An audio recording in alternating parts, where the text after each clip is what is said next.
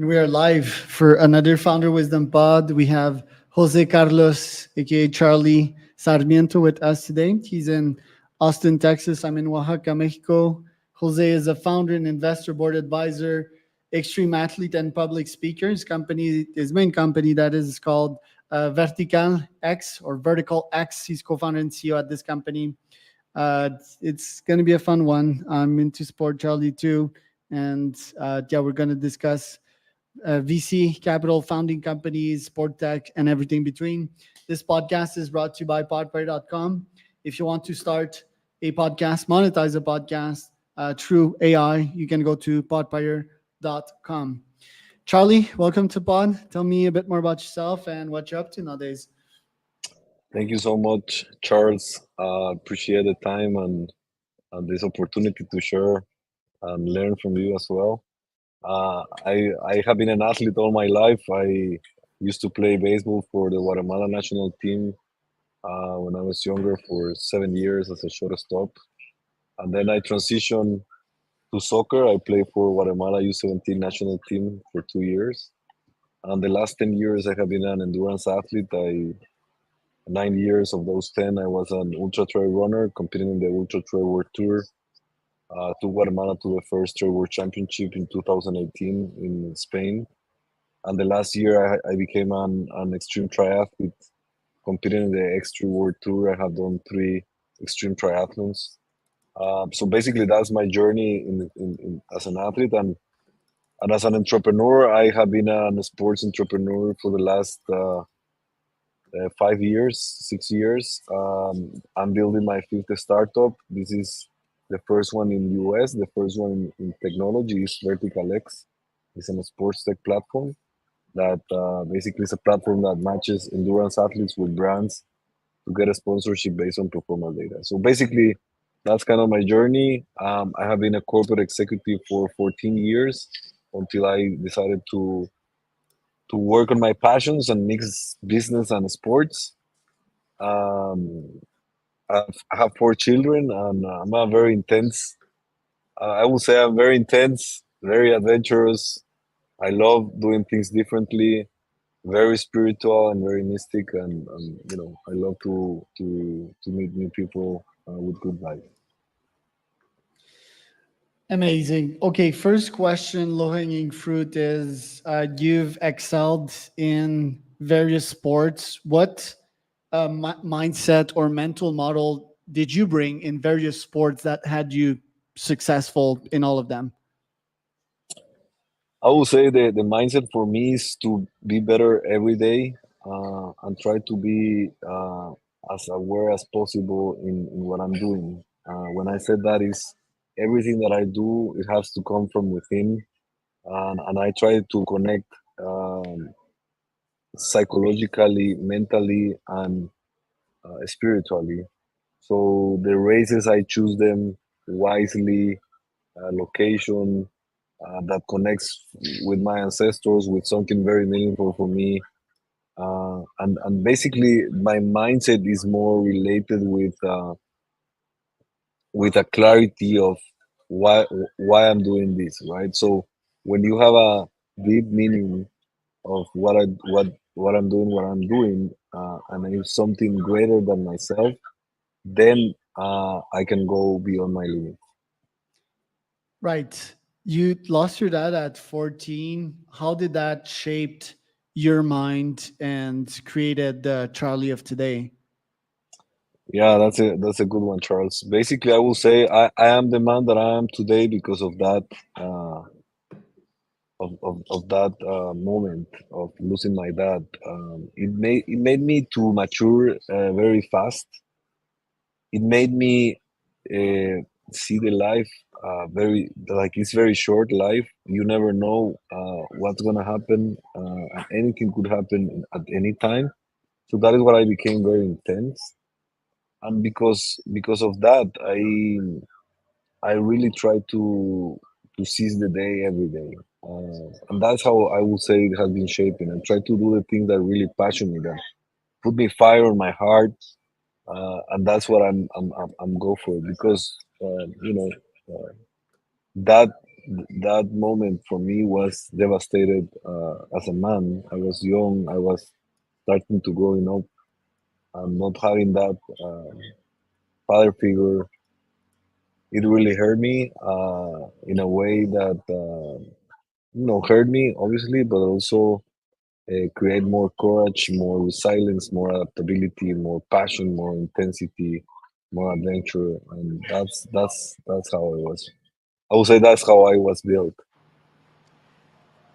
You also run to fight depression or do these extreme events to fight depression. Tell us a bit more about that and what it means to fight your mental demons on a daily basis. Yeah, but good one. So basically, because of that, I later in life I realized that I was depressed. Not only that moment of my dad or that loss, but also another personal issues that I have been carrying over my time. So I start doing ultras. I start running from, I would say, from 0 kilometers to 85 kilometers in the mountains, and that became my true, I would say, my true medicine. I was diagnosed with some chemical imbalance in the brain back in 2014. And then I said, okay, I'm not gonna take any medicine because I've been very out of drugs and all that stuff. So I would say, no, that's not my way. My dad was alcoholic, so I knew that, for me, it's easy to become an addict. So I said, no, I'm gonna go for sports, and I will be an addict through sports. Which it's a good addiction if that's the case. So I start doing the ultras, and I start healing my own demons, as you said. Like trying to be aware, where does it come from? Start, realizing that I was victimizing in my life. I don't want to be a victim anymore. I start being more responsible about, my life and my decisions. And then I start going very deep inside about who I was, my essence, my passions, what I'm willing to accept, what I'm willing to not accept. And in that journey, I basically developed my own reward system of the brain. That, by the way, I'm putting it on service in a book that I just wrote. The book is going to be released in Spanish in a couple of weeks at the end of September, and in English in October of this year. It calls The Real Ultraman, but it's basically about how I have been solving all my past traumas and my ancestral trauma that I have a heritage, how I have been solving through my own system and through sports. So yeah, basically that's kind of what I've been doing. How do you handle the did not finish DNF?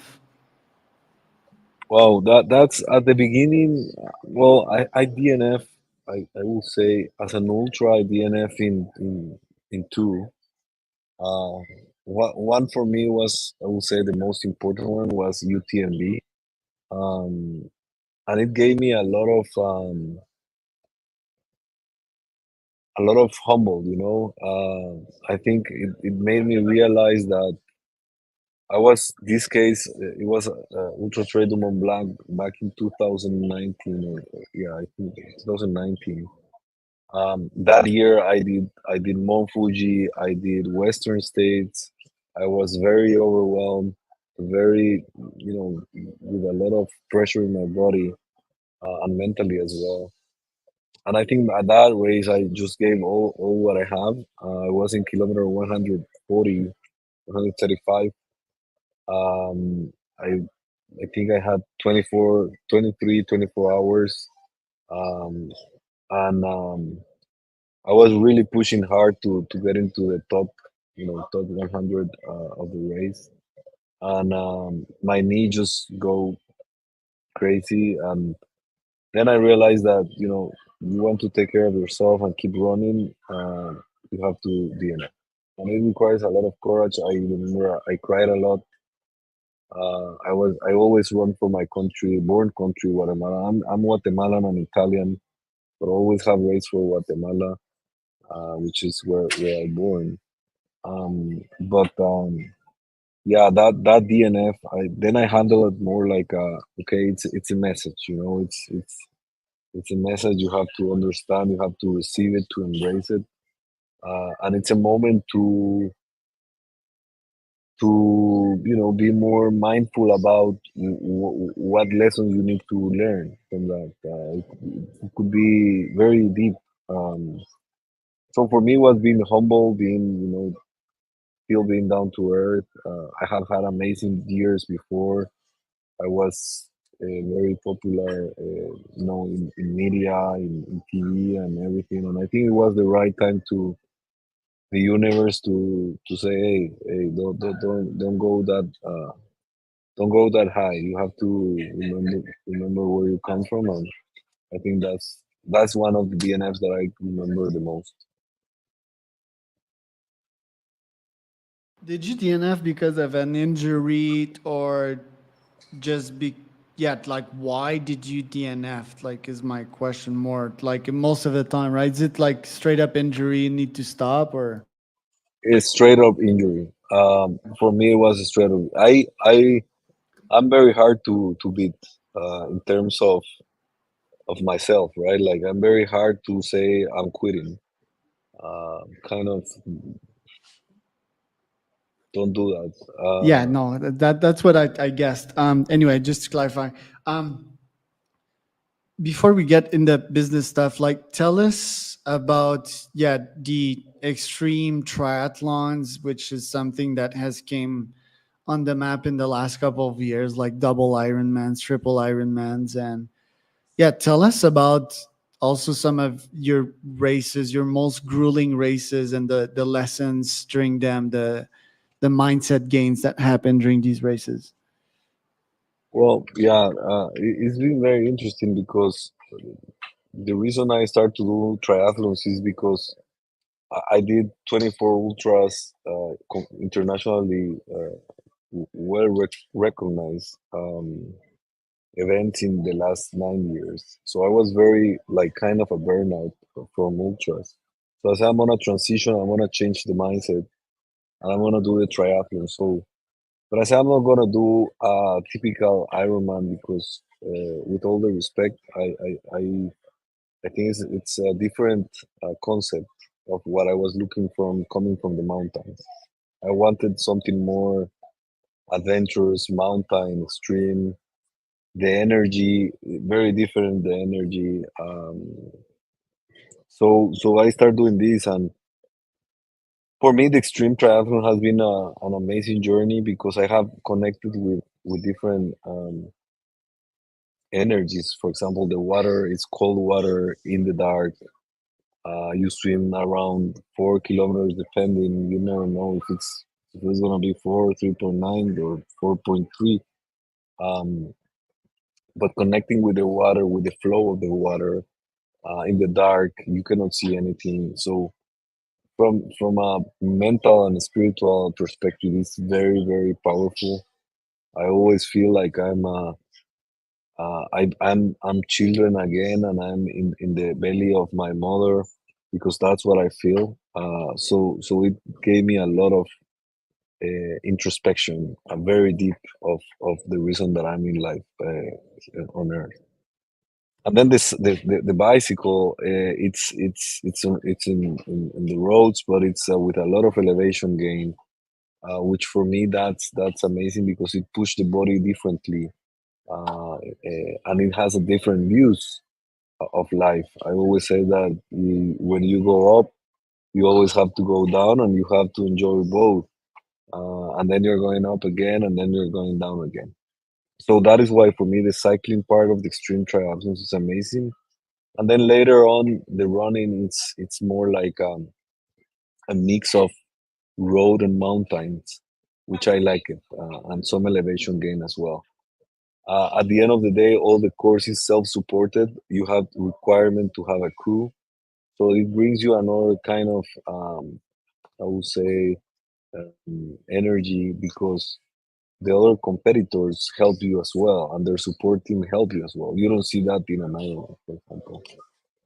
Here you don't have aid stations, and I think that's for me is what I value the most. I have um, I just did this one right now. I just came from Italy. I did Icon. From a result perspective, it was okay. Not I was not in the top finishers. That what I did in the first two extreme triathlons.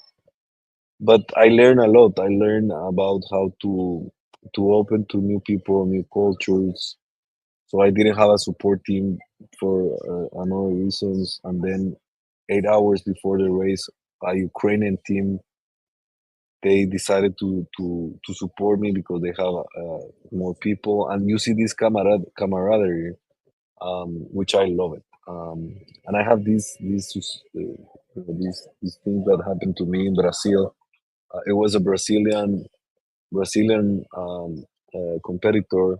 We were in the middle of the mountains, running, dark, and he lost his battery of the headlamp. So I stopped, and I stopped and I gave him more batteries that I have.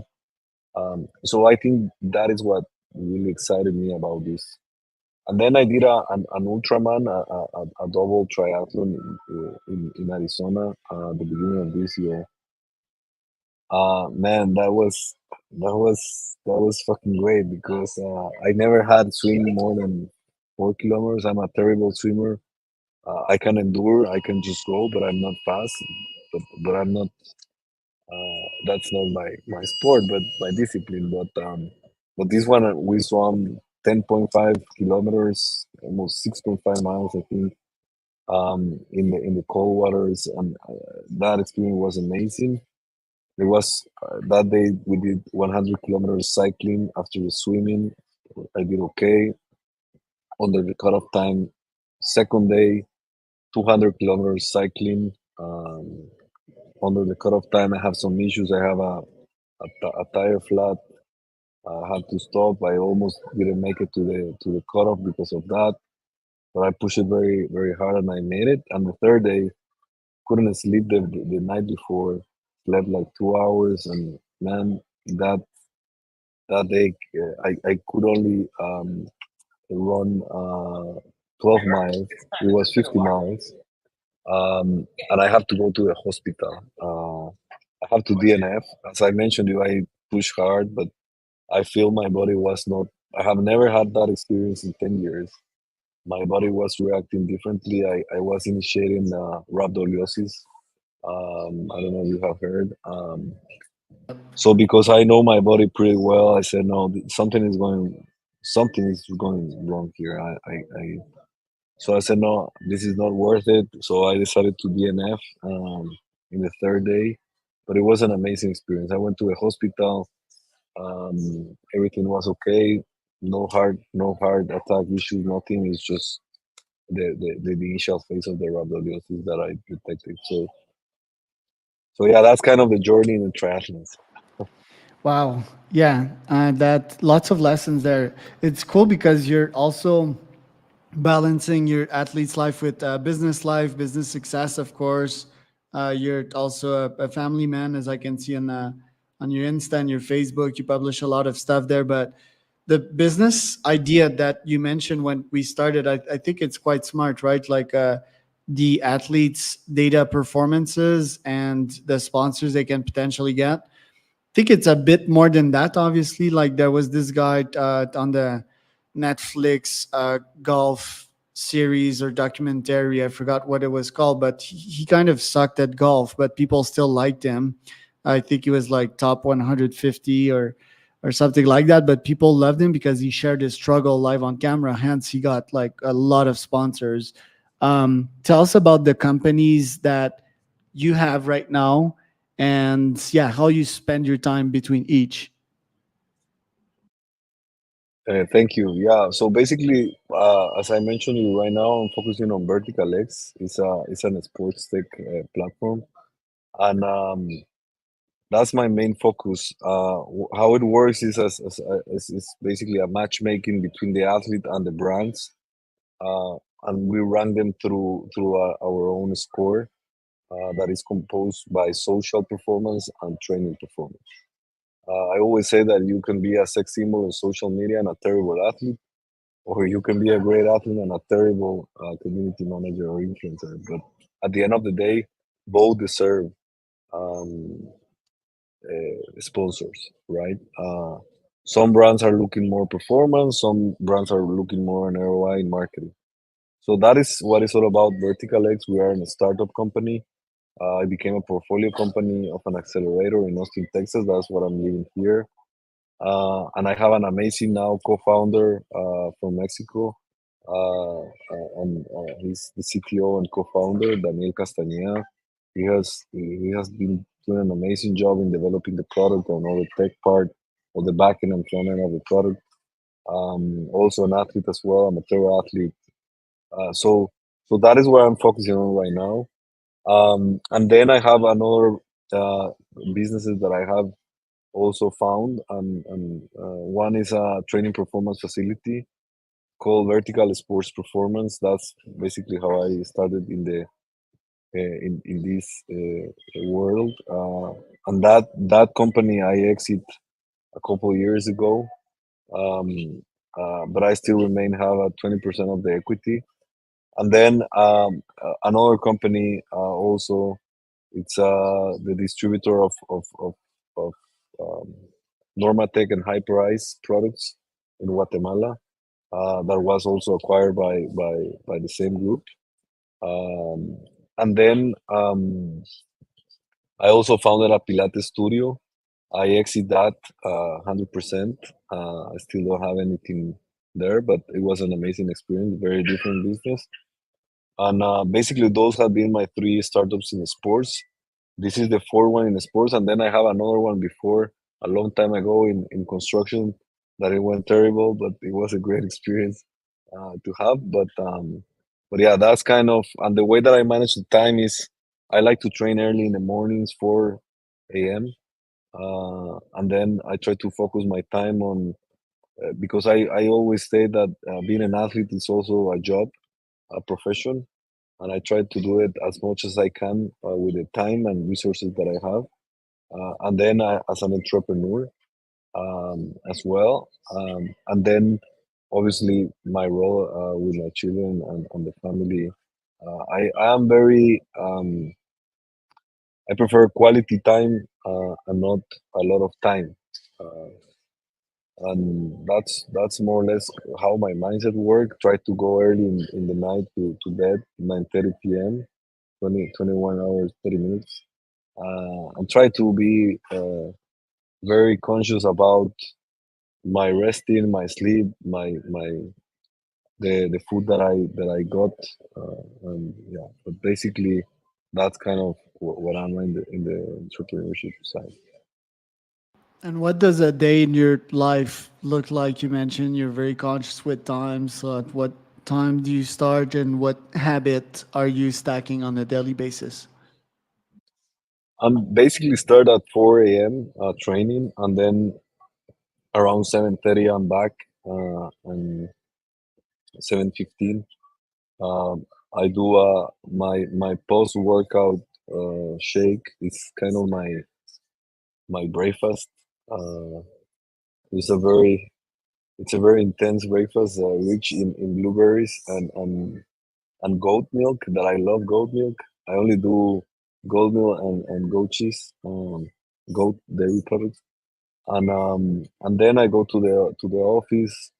Doing some calls, some meetings, and then have a lunch, a good lunch. I'm more a Mediterranean guy.